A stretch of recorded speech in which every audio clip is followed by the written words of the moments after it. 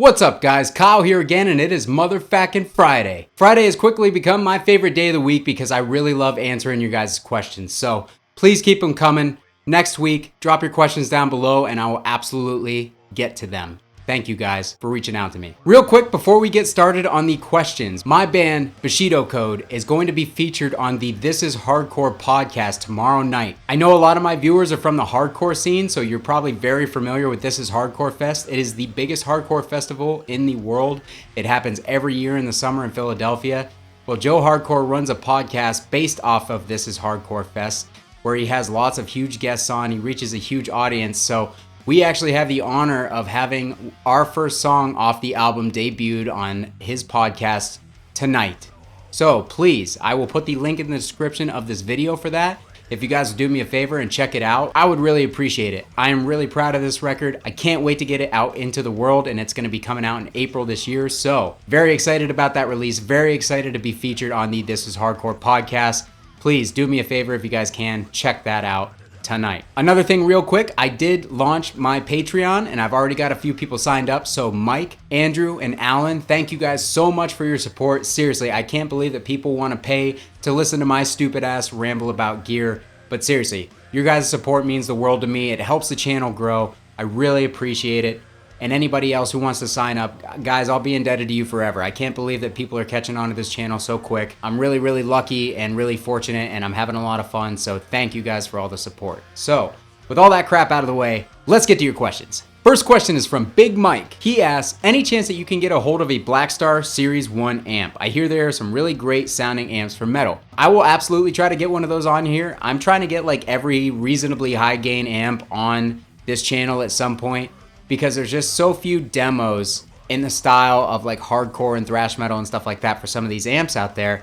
I really want to kind of consolidate everything onto my channel and do at least one of a little bit of everything.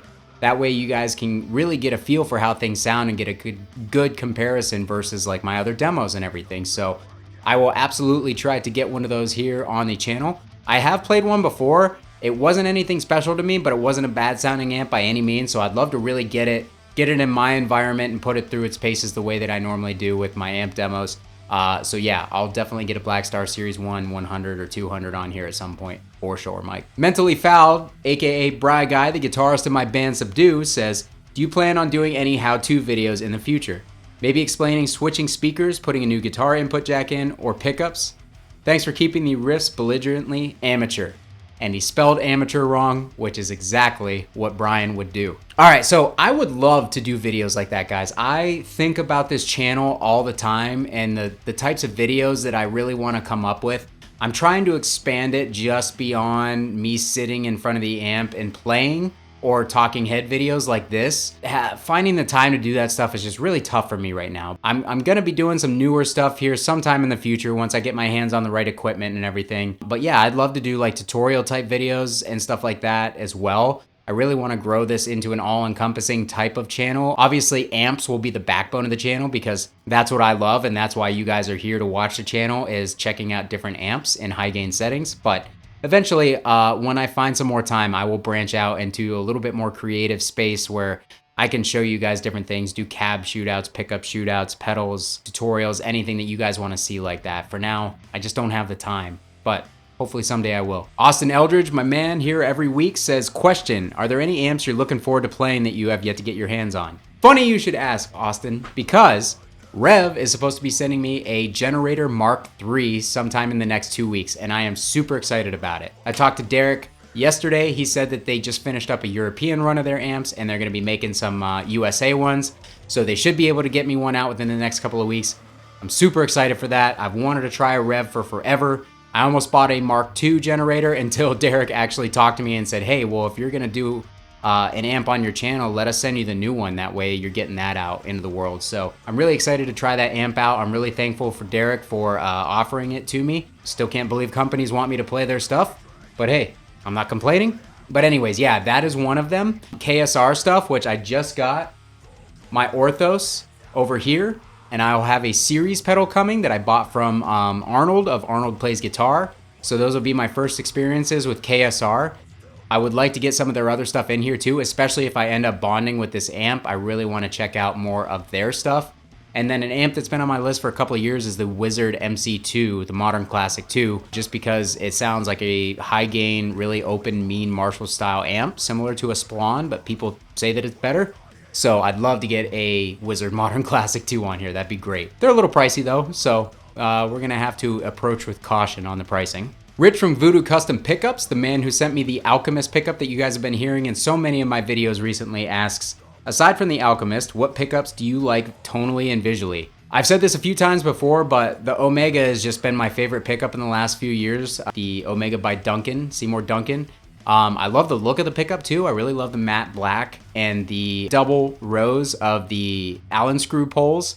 I just think that that's a super sick look. It depends on the guitar. If I'm going into like a Gibson Les Paul or something, I'm gonna want something a little bit more classic, like a maybe a raw nickel cover or a chrome cover. For all intents and purposes, I love the way that those Omegas look and I love the way that they sound. But the Alchemist has honestly quickly become one of my favorite pickups, and Rich, can't wait till you get some more parts in and I can get a couple more Alchemists because that's going to be exciting. I am also supposed to be doing my very own signature pickup with Voodoo later this year. Keep an eye out for that. Okay, next question. Empire Light says, do you have any experience or thoughts on Egnator amps?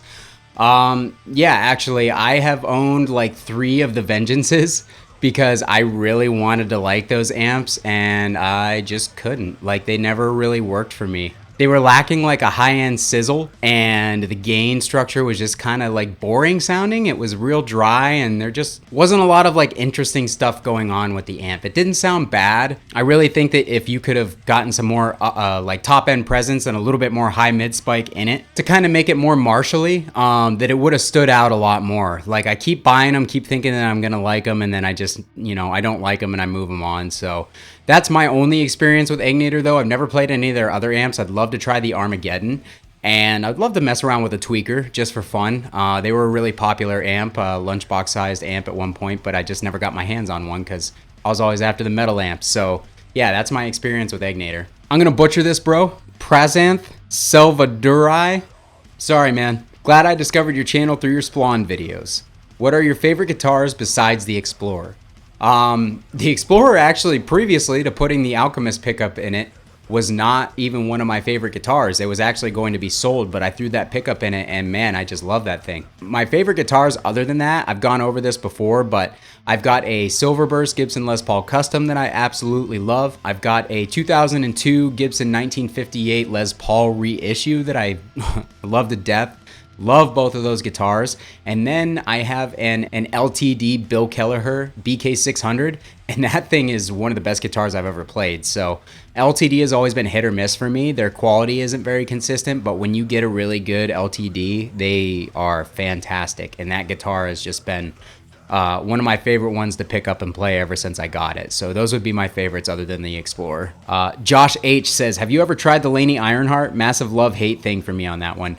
I actually had a really similar experience with the Ironheart. I owned 2 of the Ironheart 60s, and they sounded great at low volumes, but it was like once you started to push the volume, the amp started to thin out and get like really annoying. It was kind of weird. It just did not take well to being pushed at a higher volume, and I never really used it in a band setting, so I never gave it that chance, but it was really because it got so thin and spiky when I would turn it up that it just became a really unpleasant tone. Now, I don't know if the 120 does that. I know they use those weird like coil transformers in them, which I read are not as good for like high volume, clear headroom type stuff, but I don't know. That could be internet hearsay. But part of me always thought maybe that was it. Maybe the transformers just really aren't up to snuff for a 60 or 120 watt amp, but I like the tones at low volume. Like I could record with it at a decent volume and probably get some really nasty tones out of it, but using in a band setting, I just feel like once I cranked it, the amp would thin out and just be way too spiky and pokey and thin for my taste. So awesome sounding amp. I just wish that the tone carried throughout the sweep of the volume instead of thinning out so much. Troy Frank asks, I've got some questions about the Duality DX. I've heard you say that you like it with the 5153 Stealth. Which channel do you use on the Duality DX? I'm on the waiting list and I can't wait to try it out. I hate to sound like a salesman, guys, and I get nothing from Duality for promoting these pedals, but I really think that it's that good of a pedal that it's literally a game changer, and if Duality places the pedal in the right people's hands, I think that this could be a massively popular boost in the next year or two. So I know Ola caught wind of it and ended up getting one from them. I'm currently working on another big YouTuber who I've been talking to. I'm not going to name any names, but he reached out to me just to chat. I'm trying to get one of these pedals in his hands so he can use it in some of his videos. But dude, the Deadweald Duality, dude, this pedal is ridiculous. So anyways, on the Stealth, I tend to like the TS9 setting more. The TC preamp stuff is really cool if you want that kind of like gnarly, like almost like grindy style distortion. It has a really just like nasty character, in a good way, nasty character to it. But I always love having the mid bump of like a Tube Screamer style circuit. This one has a little bit rounder mid bump and a fuller low end than like a standard TS9, so it fills your frequencies out nicely without cutting too many of them, and still adds some nice upper mid boost to it and some saturation. It's got way more output than a standard TS9 on the green channel, so that is what I personally use on the blue channel of the 5153 Stealth. But the TC preamp works great for that as well. And if you want to turn the gain down on the blue channel, you could use the stacked ones and just create like an absolute monster on the blue channel by using the red channel on this pedal, dialing the gate up, dialing your gain down on the 5153. I mean, with this thing, the possibilities are endless. Like I got my JCM 800 stock with this pedal into full-on metal territory, and it didn't sound like a noisy mess. It sounded fantastic. So yeah, man, that's what I would do on the 5153 Stealth. Green channel on this thing all the way. D White says, hey Kyle, I heard you talk about the Kerry King JCM 800. Did you like it, or did you trade it because it wasn't any good? They seem to go for big money these days, and was curious why, because I've yet to try one. Any plans on using one of the Marshall Mode 4 400 cabs in one of your videos? Yeah, I'll use the Mode 4 cab at some point. I've got an MF400 with the K100 speakers. It's one of my favorite cabs, but I try to keep everything on V30s because more people are familiar with those speakers, so the amp translates better through a speaker that people know.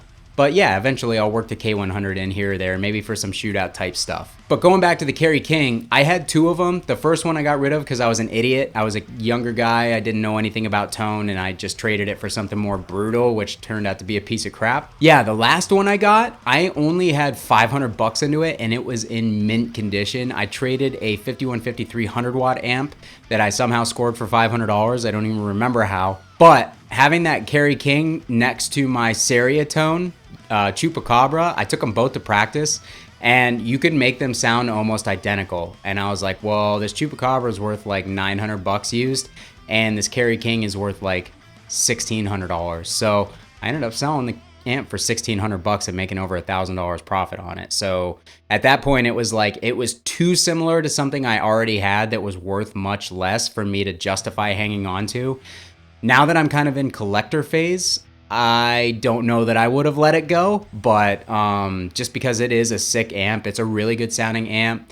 I didn't use the beast mode, honestly. I used my own boosts out front because with the beast mode off, it's just a stock 2203 reissue with a KT88 power section. So it sounds pretty similar to a regular JCM 800 reissue. So really there wasn't much of a point in me keeping it, to be honest, but it is a killer amp. If you for some reason come across one at a good price, grab it. They're fun. Okay, the channel for everything asks, what is your favorite speaker that isn't the V30? Also, have you heard of the band Nails? If not, they're a really cool hardcore band. I recommend checking it out. Yes, I have heard of Nails. Todd Jones, who's the frontman and guitarist in that band, has been in a bunch of hardcore bands over the years. I prefer his time in Terror on Lowest of the Low, but Nails is dope too. That is one angry, pissed off sounding band. I think what they do is awesome. They're extremely heavy and just wild sounding. They got the HM2 sound going, which some bands do it good, some bands don't do it so good. It sounds good when they do it, so Nails is cool for sure.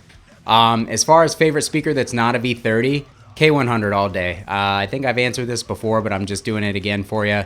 K100 is nice and balanced, big tight lows, bright highs but not crazy, and the mids are more balanced than they are in the V30, but it's not a scooped speaker by any means. You'll still get plenty of mid presence out of that thing, so K100 is my go-to. Andrew Ward asks, hey man, what do you think of Dave Mustaine moving to Gibson, and have you checked out his new signature? I don't really think about that stuff all that much, like what artist goes to what company, I don't really care. What I care about more is the end product cool? And in this case, there are a couple of really cool guitars that came out of this deal. For one, the that Dave is holding in the picture that's almost like a custom looking V, like it's black with the gold. It's got the cool inlays. That one looks dope to me. I would buy that guitar in a heartbeat, but I know that it's gonna be like $4,000 and I'm not gonna spend that on it. The other one, he's got a Kramer that's a natural one that looks a lot like his Dean Vs, and I think that that one looks really cool too. So depending on what price point that thing comes out at, I might grab one of those. Honestly, Rust in Peace, I think, is one of the best metal masterpiece albums of all time. Holy Wars is my favorite thrash metal song. That is just like every awesome riff you could possibly imagine thrown into one song and executed perfectly. I like it better than any Metallica songs, even though I tend to prefer older Metallica to Megadeth, but Holy Wars is like my #1 thrash metal song ever. So I am a fan of Dave Mustaine, and having one of those guitars would probably be pretty cool because some of his older guitars are kind of corny. In fact, most of them are kind of corny, but he does have some cool ones. I'd like to grab that Kramer. Hugo Welty asked, got a question again. Do you have any preference for tubes? Do you like Tungsol, EHX, JJ, Chinese, etc. for 12AX7s? It really depends, man. It depends on the amp. I like Tungsols a lot in the V1 of pretty much every PV because for some reason they sound really good in that spot. And then Chinese, like high grade Chinese rubies are nice because they're usually pretty quiet. JJs are the most reliable that I've found, but they're the kind of the dullest sounding to my ear, but they don't make that much of a difference, especially power tubes. Power tubes are gonna make a difference in like a 1959 Super Lead Marshall, or even an 800 where you're cranking the amp to get the compression. But unless you're using an attenuator, you're not gonna get to that level anyways. So on the newer amps like the 5150 dual rectifier, anything along those lines, those power sections are designed to be clean. So you're not pushing those tubes, you're not getting to breakup or saturation in those amps, and therefore the power tubes end up not mattering all that much. So I don't really pay that much attention to brands when it comes to like 6L6 versus when it comes to like the same tube family. So like 6L6s, I don't really care what I use. I just use whatever's cheapest at the time. For EL34, it really depends on, there's so many variants of the 34. There's the KT77, the EL34B, the E34L by JJ, the 6CA7. There's a lot of different like EL34 variants. So I think that matters, but the brand that you choose doesn't make a massive difference. All right, Gabe Ramirez asks, MXR Badass versus Grid Slammer. Have you tried the EQD Palisades? No, I haven't tried the Palisades, but I'd like to get my hands on one. MXR Badass versus the Grid Slammer. The Grid Slammer is much fuller and fatter and has like almost like a scoopy, it reminds me more of an OCD than it does a Tube Screamer. If you guys have ever played an OCD, it almost has like a scoopy mid-range with an upper mid bump and a bump to the highs, and it keeps the low end sounding pretty fat, whereas the MXR, it's kind of like a Tube Screamer, but the mids are just rounder and you can kind of shape the bass a lot more to your liking with the 100 Hertz knob and the bump knob, which affects the low mids. So the differences between those are pretty drastic when you switch them on. The Grid Slammer also has more output than the MXR does, so I think it's situational. Most amps I like the MXR better on. Some amps I like the Grid Slammer on. The Grid Slammer is just a little bit more scoopy and a little bit more full in the bass, so depends on what I'm playing. Marcus Unger says, dig the channel, man. Have you tried the Mud Killer yet? No, but that is one on my list, so if anyone wants to hook your boy up, I'd appreciate it. I'm not really trying to spend money on pedals right now, but if somebody wants to send one for me to check out, I hate to be that guy, but I would definitely like to take a look at it. They look really cool in all the video reviews I've seen. So, all right, last question of the day comes from Nick Harper. Nick asks, any thoughts on the high gain Marshall amps such as the JCM 900 SLX, late 90s, early 2000s dual super lead, Mode 4, and JVM 410? Yeah, a lot of thoughts on those. Those are all awesome amps in my opinion. The 900 SLX was my first Marshall after I had the Kerry King, and the first Marshall that I had when I kind of knew what I was doing as far as dialing in a tone went. So yeah, the SLX kind of holds a special place in my heart. I think that amp sounds awesome, especially when you boost it. You have to be a little bit careful how you dial the gain. There's two different gains on the 900 SLX. If you dial one up, it kind of is too flubby and doesn't really stay tight. But if you dial it too low, then it sounds weak and it just doesn't saturate the right way. So there's like a very delicate balance in dialing those two gains in. But yeah, I like that. And actually, guys, right now, I'm trying to hunt down a JCM 900 dual reverb high gain model for a video idea I have. So if you guys come across one for $600 to $700, let me know. I know they've gone up in price recently, but I'm trying to find one a little bit lower than that so I can use it for the video and resell it without too much trouble. As far as the JCM 2000, you guys know I have a DSL and a TSL. I did a video on the DSL. Love that amp to pieces. Awesome amp, very underrated for like thrash and high gain stuff. As far as the JVM 410, I have a JVM 410 and I plan on doing a video on it at some point. It's a cool amp and it has a lot of features in it. It's great for the gigging guitarist, but like there is just a level of compression in that amp that you cannot get rid of. And it drives me nuts because it's like, it's so over compressed at certain points that it literally feels like a solid state amp. And that's not what I want from Marshall. You know what I mean? I want that big open upper mid roar. And this sounds like it's like just kind of a buzzsaw instead of like, I don't even know where I'm going with that. I don't know what I'm saying. But anyways, I mean, it's so much broader in the 900 SLX and the DSL than it is in the JVM, where everything is just kind of narrowed down into these frequencies because there's so much compression going on. I know there's some mods to decompress the JVM, which I will be having Mike Wagner do at some point for me. But in its stock form, it's a high gain beast. It definitely does really well with low tunings due to the amount of compression and everything, and the amount of gain on tap. But for me, I just think that Marshall had it better for like a more modern high gain sound in the JCM 2000 series. So that's my take on all that. All right, guys. Seriously, this has become like my favorite episode to do every week. I love interacting with you guys. I love getting your questions. Please, for next week, drop your questions down below in the comments and I will get to them. I really appreciate everybody who's been giving the channel love and telling me good things and just enjoying the content. Thank you guys so much. Again, my band premiering a new song tomorrow night on This Is Hardcore podcast. Check the link down below. Check the link down below for the Patreon, my Facebook group, all my Amazon affiliate links, my band, everything else. There's tons of good stuff in there. Really appreciate you guys. As I always say, Kyle here again. We'll see you next time.